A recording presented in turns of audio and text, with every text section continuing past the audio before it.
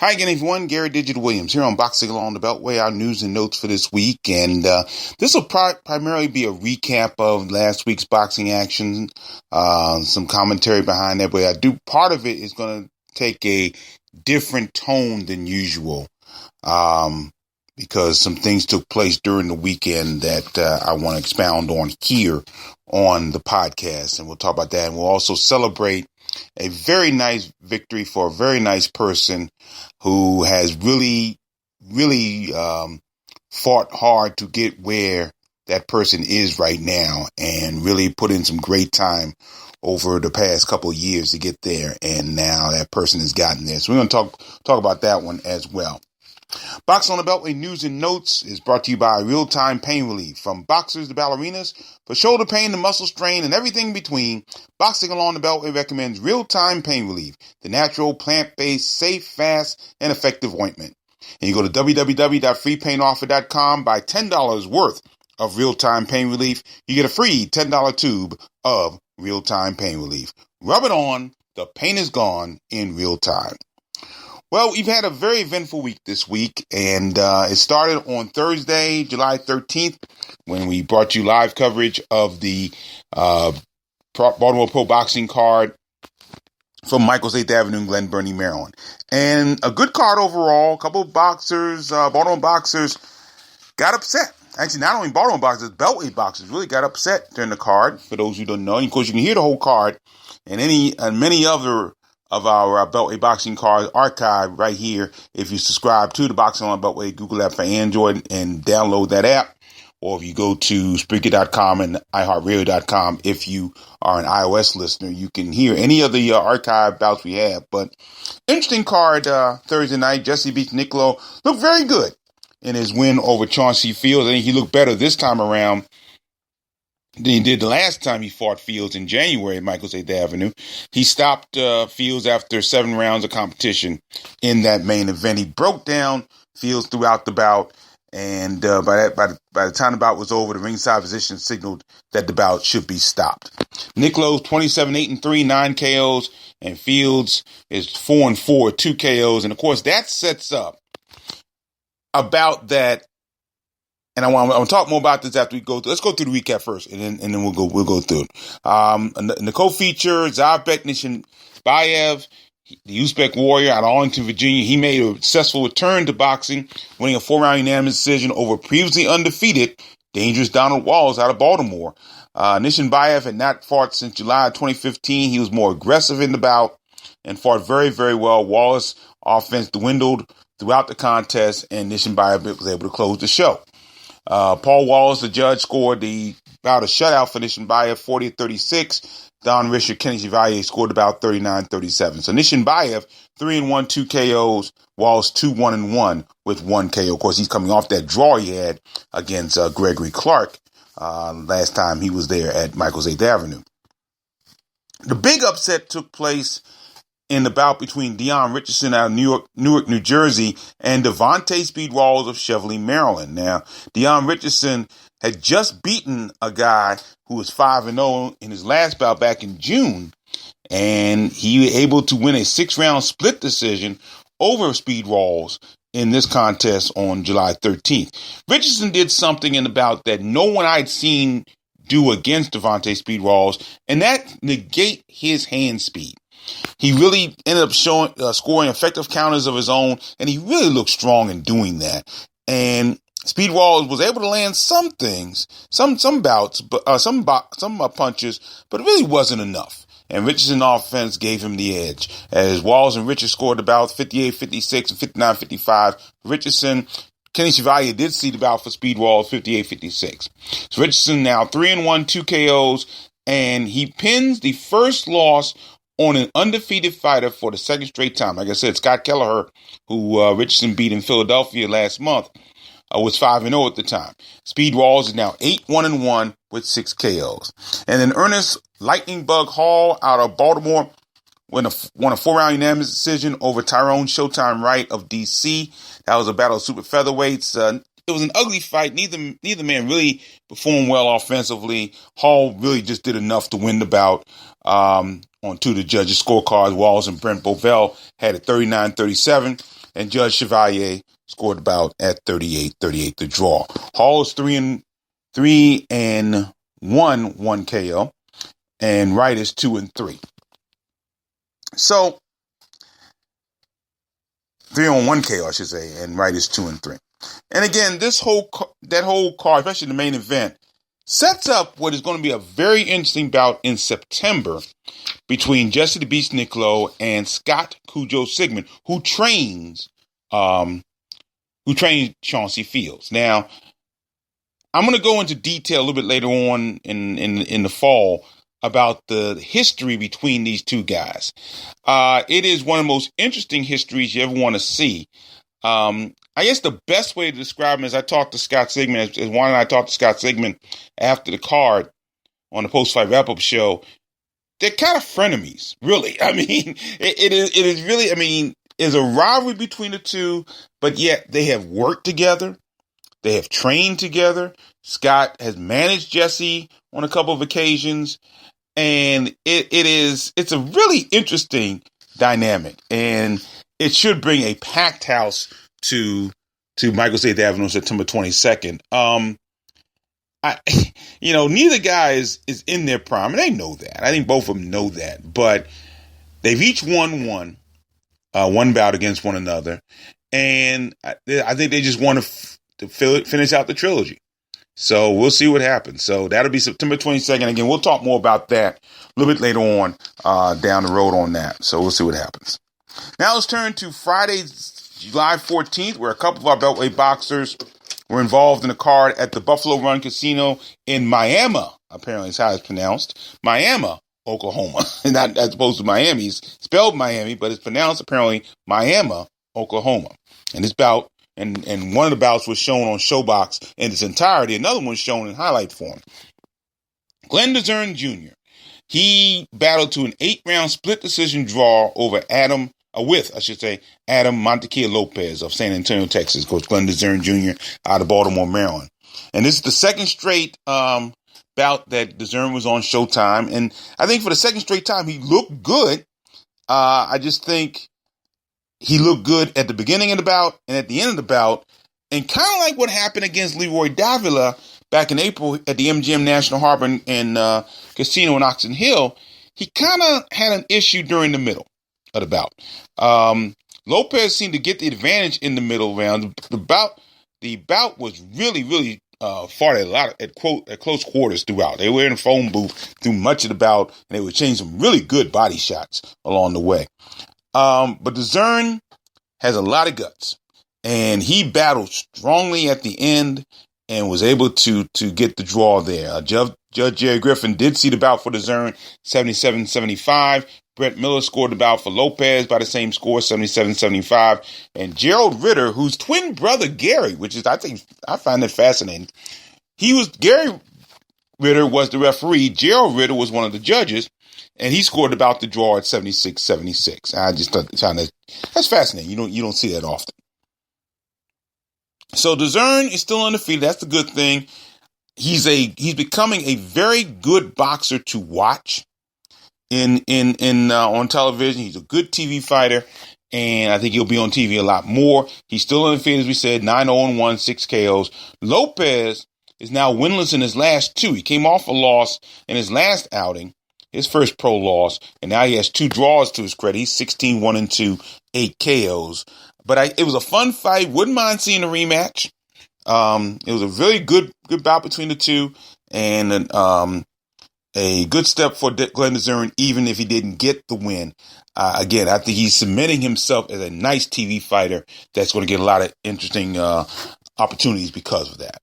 Now, on the non-televised undercard, Burke, Virginia middleweight Antoine Action Douglas, he scored a 4th-round knockout over late sub Juan de Angel of Barranquilla, Colombia. He retained his WBC Feckerbox middleweight championship, and he won the vacant NABA middleweight title. Now, Douglas is ranked number 9 by the WBC, so look for him also to be ranked in maybe the WBA as well in the near future. Douglas used a lot of body shots in that bout. He ended the contest with a body shot at 2:46 of the fourth. As I said, the bout wasn't televised, but they did show highlights on Showbox. And of course, Douglas has been on Showbox 5 times, and Douglas was interviewed by one of the newly inducted International Boxing Hall of Famers on that telecast, Steve Farhood. And so Douglas is back on track. He's won 3 straight since he suffered that defeat to Ivanto Kurtzi. And he is now 22-1-1, 16 KOs. And the Angel is 27-1. 20 wins, 7 losses, 1 draw with 18 KOs. So that's where we were on Thursday night as far as Beltway boxing is concerned. And now let's turn, Friday night, I should say. Now let's turn to Saturday night. And Saturday night's card comes with a big story that we'll tell in a little bit. Now, if you noticed on Saturday, we did not do a post-fight wrap-up show. And there were a number of reasons for that. One of the reasons I'll get to in a moment. One of the other reasons was it was very hard to do anything in the facility. The Wi-Fi is horrible. The card ended late. I was taking the subway to and from the card. So subway closed at 1. I wanted to make sure I got on the subway. So those are 2 of the reasons. And there's a third reason we'll talk about in a moment. But the card itself, GQ Promotions card, very good card overall. Jerome Quigley Jr., the GQ and GQ Promotions. He won the vacant USBO, United States Boxing Organization welterweight title. He was dominant in a 10-round unanimous decision win over Luis LaRocca Hernandez. The bout was at the Spinks Club in Washington, D.C., by the way. Luis Hernandez out of Rio Piedras, Puerto Rico. It was a great bout. Quigley withstood an early barrage by Hernandez, and then he put on a show. He was very accurate during the contest. He went 10 rounds, a full 10 rounds for the very first time in a pro career. Did an outstanding job in doing it. He landed numerous body shots that wore Hernandez down. The offense for Hernandez really was halted by Quigley's assault. Did a nice job. He really did. I think overall it might be his best performance as a pro. Wayne Smith scored a shutout for Quigley, 100-90. Steve Rados, 99-91, while Judge Paul Wall scored about 98-92. So Quigley's now 17-0, 15 KOs. He needed to take the step. And he did so and did it well. He's now the USBO champion along with his IBA title and Virginia State welterweight titles. Hernandez is 16-5, 9 KOs, but all 5 of Hernandez's boxing. This what makes this bout this win even sweeter for Quigley. Hernandez's losses have all come to undefeated boxers. So, he Quigley did not beat a nunny, as my brother-in-law used to say. He did not beat a under 500 boxer. He beat a boxer with a good record, with good boxers on his record. So it was a very good performance for Jerome Quigley. In the co-feature, the Vanilla Gorilla Sam Crossett scored a 4th-round KO over James Cobra Jones of Nashville, Tennessee. Now, Jones was trying to confuse the young Crossett by switching from conventional to southpaw. Crossett had none of that. He eventually overpowered him, knocked him down twice in the 3rd round, once in the 4th, and the bout was stopped at 45 seconds of the 4th round as Jones got hit with a straight right hand that dropped in the 4th, and Jones could not beat referee Marshall Cunningham's count. So Crossett, who got a lot of press for this bout coming in, he was on the local sports talk show in the D.C. area, and we had a nice feature on this past Saturday in the Washington Post. He's also a bartender as well as a boxer. Crossett is 6-0 now, 4 KOs. Jones falls to 4-11, 3 KOs. Bowie, Maryland cruiserweight Luther Lights Out Smith scored a 1st-round knockout over Martez I Am Legend Williamson of Akron, Ohio. Smith knocked down Williamson twice during the 1st round. Williamson could not beat referee Malik Waleed's count, and the knockout came at 2.6 of the 1st. Now, Williamson was just here a couple months ago and fought to a draw at, I believe it was Michael's 8th Avenue. Smith is now 9-1, 8 KOs. Williamson 3-20-1. So good performance for Luther Lights Out Smith. We found a Beltway boxing knockout of the year candidate on this card. Jamal Dyer out of Baltimore. He needed just 22 seconds to knock out Dwayne Martin of Laurel, Maryland. Now, Dyer landed a couple of punches, then sent an overhand right that crashed against Martin's head, and Martin froze and then went face first to the canvas. It was a brutal shot. Dyer is now 3-0, 2 KOs. That is definitely going to be on the list for knockout of the year. No question about it. It was a beautiful shot. Martin is now 2-3, 1 KO. So a tough, great win for Jamal Dyer. The Cisco kid, Francisco Bustos out of Rockville, Maryland, scored a first-round TKO over the debuting Latrell Purdue of Huntington, Tennessee. Now, Bustos was sharp. He landed a solid left hand to Purdue's chest that staggered him. Bustos followed up with a series of punches, dropping Purdue to the canvas, and the bout was stopped at 107. Bustos is now 6-0, 4 KOs. Good performance by him. Justin Bell out of District Heights, Maryland. He scored a first-round stoppage on his card, halting Eric Candyman Plumeri of Lockport, New York. And Bell overpowered Plumeri. I think he learned a lot from that bout against Greg Hackett in his pro debut. He looked very strong in this bout, and the punishment was just too much for Plumeri, and the bout was stopped at 133 of the first round. So Bell gets his first pro knockout. He's 2-0, and Plumeri is 0-5-1. The man known as Platinum Power, Leo Alcanera, Fort Washington, Maryland, super middleweight, won a 4-round unanimous decision over George Shepard of Newport News, Virginia. Alcanera stayed in control throughout the contest. Shepard provided little offense.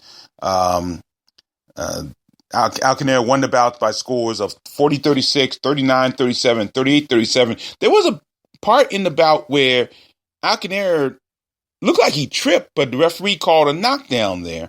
But even so, he still got a unanimous shutout win by one of the judges. And so it was kind of interesting way it came about. But Alcanera is now 2-0, and Shepard is now 0-2. A couple guys made their pro debut, on the card.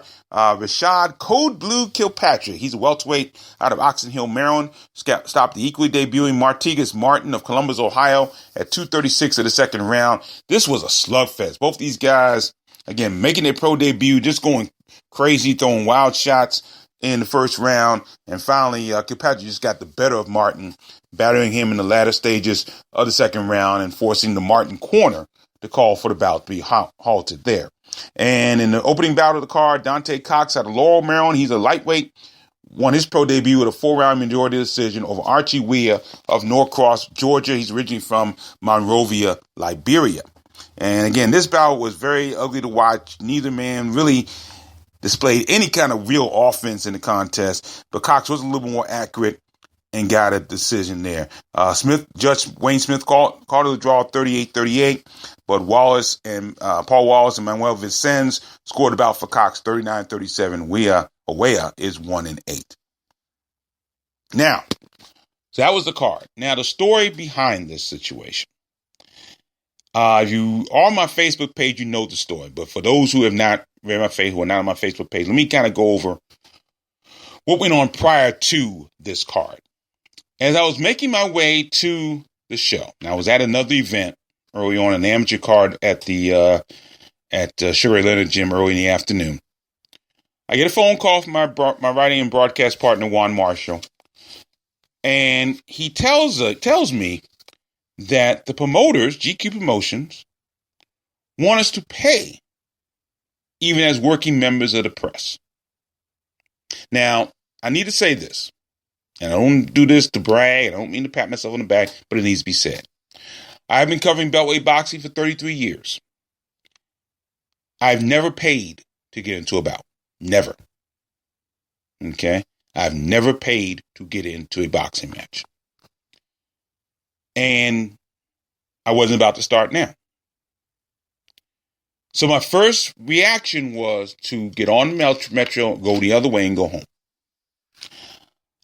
However, after making some other calls, I was only one stop away from the stop that is right near where the Sphinx Club is. So I decided to go all the way in. And again, they wanted us to pay. Juan Marshall probably did the better of the two things. He left. I wanted to stay because I wanted to cover the card. And I need to thank members of the DC Boxing and Wrestling Commission who got me in, and I did not have to pay. The promoter for the card, and his name is Jeff Gatlin. I'm going to put him out there, Jeff Gatlin. I talked to him right before the card started. I said, can you explain what's going on here? He said, I'll talk to you about it after the show. The show came and went,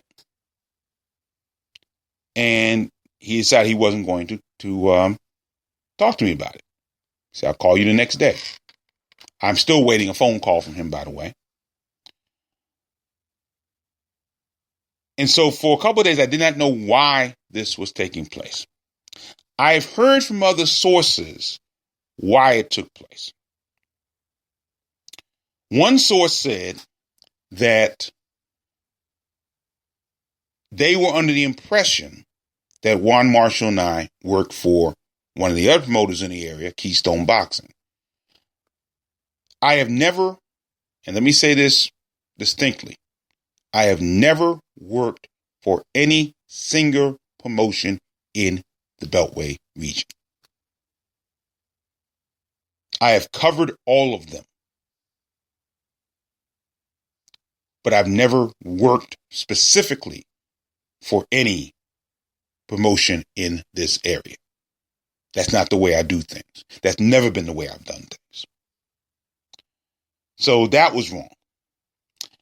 Then another source, actually, Jeff Gatlin, put out a piece, not on my Facebook page, but on Juan Marshall's Facebook page when he commented about it, saying that he was upset because of what I had said. Now, Juan wasn't even at the show that he's referring to. Let me clear that up right now. Juan wasn't even at that show. We're talking about the March 25th show that took place at the University District of Columbia.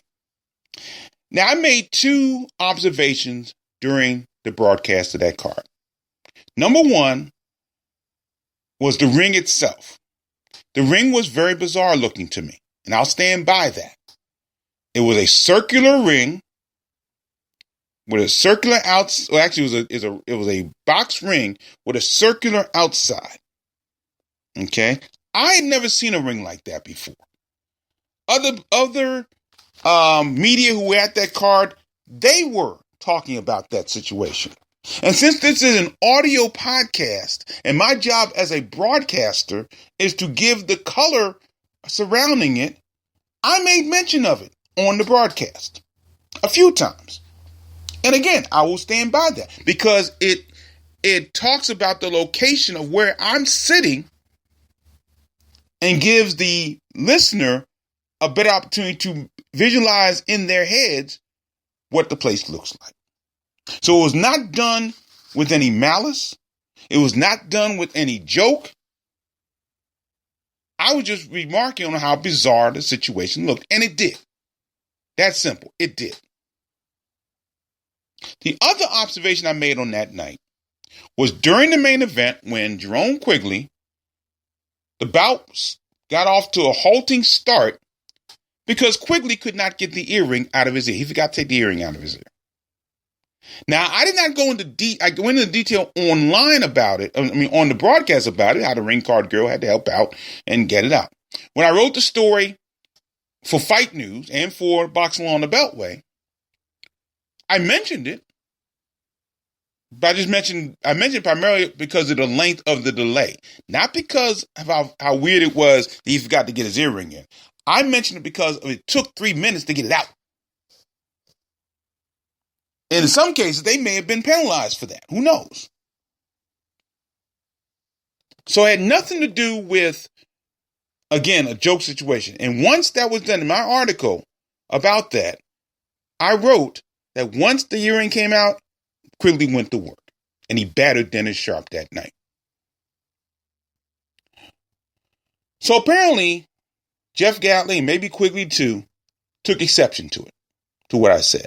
And again, it's what I said. Juan wasn't even there. Okay? So if you're going to penalize someone, you penalize me. Because I'm the one that said it. Juan Marshall was not even there that night. But if you're going to be that petty about it, and again, it was to bring color to the broadcast, to bring color to my article. Any other reporter would have done that. Any other broadcaster would have done that. So that's the reason why. So it's apparent that GQ Promotions no longer wants our services there. And we will abide by that. Therefore, let me just say this for the record. For the foreseeable future, you will not hear anything about any future GQ Promotions cards. They have a card scheduled in September. We will not cover that. We will not only will we not cover it, we will not mention it. That means there'll be no previews of the card for the foreseeable future. And that's their decision. That's not mine. That's their decision. They're the ones who put that out there. They have between March and July to talk to myself and Juan about this situation. I've not heard from them directly.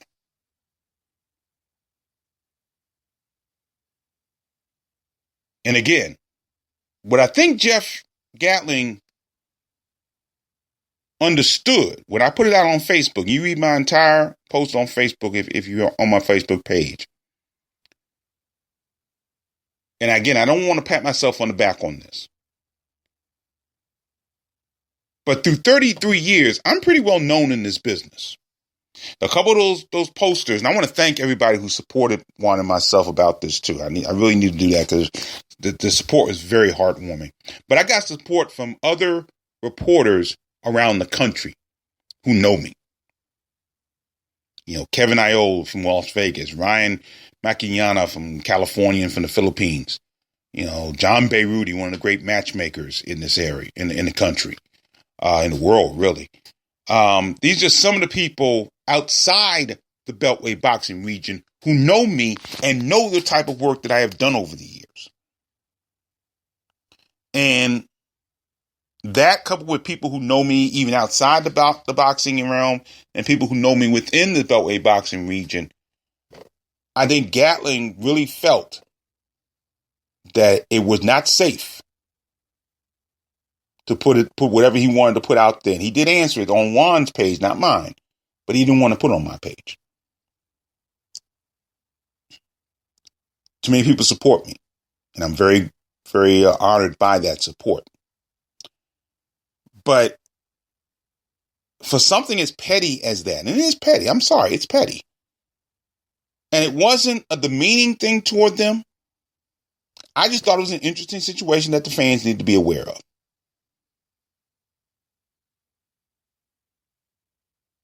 And it did not distract from his performance. It was what happened that night. So if that's the way they want it, and they want it, not me and not Juan, neither Juan nor I on either our blogs, Boxing on the Beltway or Pro Am Fight Talk, neither here on this podcast, we will not cover, and we will not even talk about, we will not even preview any future GQ Promotions cards. And I'm not telling you all to boycott. If y'all want to go to a card, GQ Promotions card, by all means go. I don't wish any ill will toward them. I really don't. But obviously they don't want us as part of their media outlet. So that's fine. They will move on. I wish them well. And we will move on and we will be fine. No question about that. We will be fine. So that's where that stands. So that's what happened this past Saturday. Coming up in August, a lot of things going on. We'll talk more about this probably next week. But big bout for Devar Hardy out of Rockville, Maryland, by way of Iraq. He is fighting in his first big main event bout against Antoine Akins. That'll be on Friday, August 11th from the Sugar House Casino in Philadelphia, Pennsylvania. He's fighting Antoine Akins out of Atlantic City, New Jersey. And Akins 11-2-1 with 1 KO. And that should be a great bout for him. And I hope a showcase bout for Devar Hardy. He's got one of the great stories in our area. He goes to his native Iraq for a number of months. He participates in medical school studies. And then he comes out and he fights. And this is his first 8 round. He's never been past 4 rounds before in his pro career. So he's going 8 rounds in this situation. And it should be very interesting to see what happens there. So wish him well. We'll talk more about what's going on in August. Amateur and pro are going to be pretty busy in August coming up. We'll talk more about that in about a week or two from now. Now, speaking of great stories, I want to end this on a very positive note. Someone that I've been watching for the past, I'd say, 3 or 4 years, maybe a little more, really came into her own this past week. Talking about a young lady, I've talked about her a number of times here on the podcast. Her name is Amelia Moore, and she's a boxer out of Millersville, Maryland.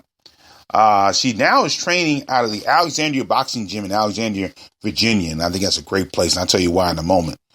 But she took perhaps her biggest step as an amateur, other than competing in the 2016 Olympic trials, women's Olympic trials. She probably notched her most significant victory as an amateur when she won a National Golden Gloves Championship this past Friday, July 14th in Fort Lauderdale, Florida. This is big because Amelia is someone that I've been watching for a while, and I've seen her, I won't say struggling, but I've seen her compete and seen her grow at different levels. And again, she's faced some outstanding competition. Of course, she fought Tiara Brown numerous times during her amateur career before Tiara turned pro. And by the way, Tiara is fighting on the card August 12th at the Howard Theater in D.C. We'll talk more about that next week. But, you know, Moore's been around some great boxers in the area. I remember a few years ago, I had a chance to introduce her to Tori Nelson. This was at a card, I believe, at the Patapsco Arena in Baltimore. And we were all in the dining area, and I just had to introduce the two of them. They were both there. I introduced the two of them. I don't think they'd ever met prior to that.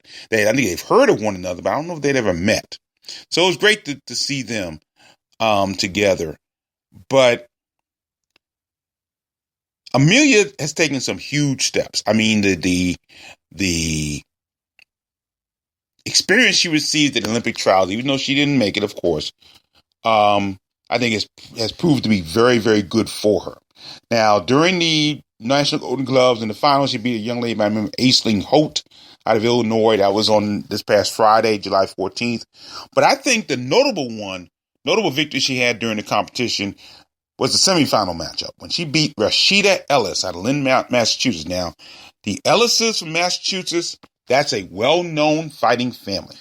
Hakeem Ellis, Ronald Ellis, who's an outstanding pro prospect, and Rashidi Ellis, Rashida's twin brother, are all solid prospects. And Rashida Ellis is a well-known amateur. And for Amelia Moore to beat her in that situation is huge, in my personal opinion. I think it's great to see. And it shows how far she's come in a relatively short period of time. Now, Moore's first coach was the late, great Thomas Langley.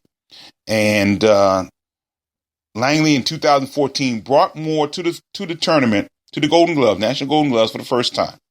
And Amelia lost in the first round. So just 3 years later, after competing in the women's Olympic trials, she advanced to the semifinals of the Challengers bracket in that event.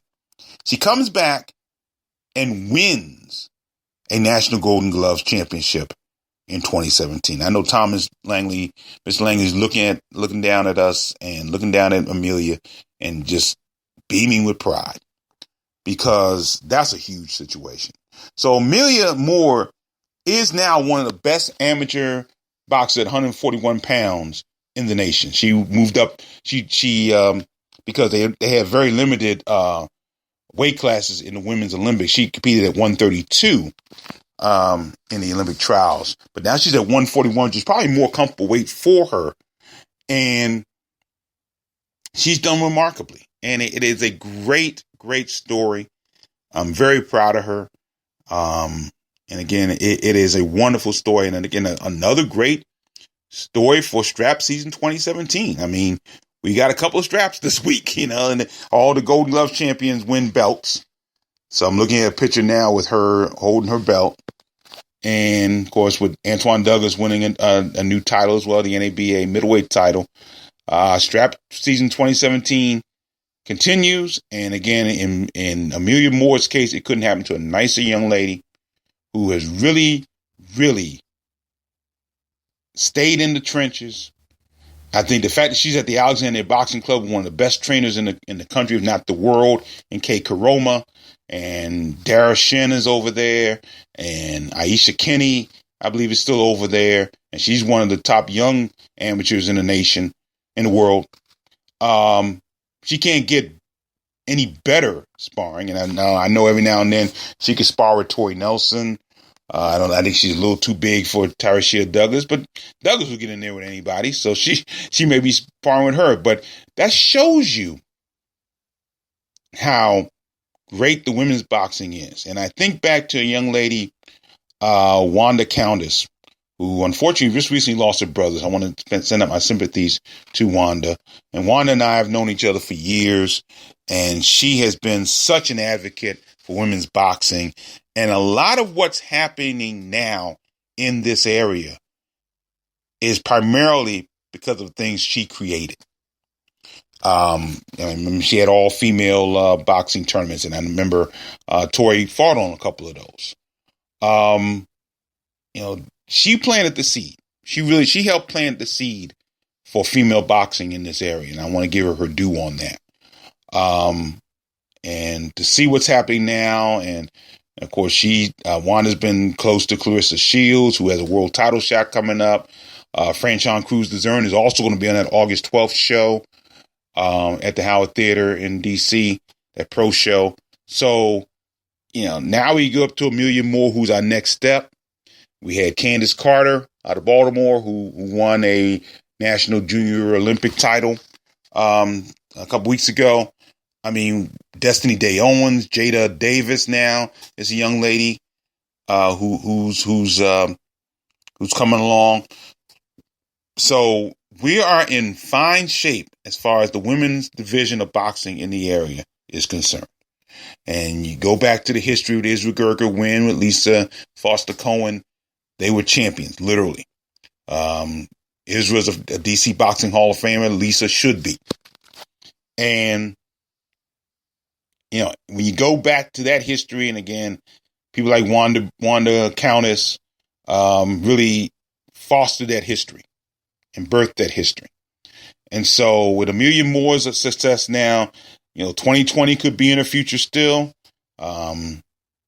She could turn pro. Who knows what she wants to do, but she has a lot more opportunities now because of the championship she won on July 14th. So congratulations to Amelia Moore.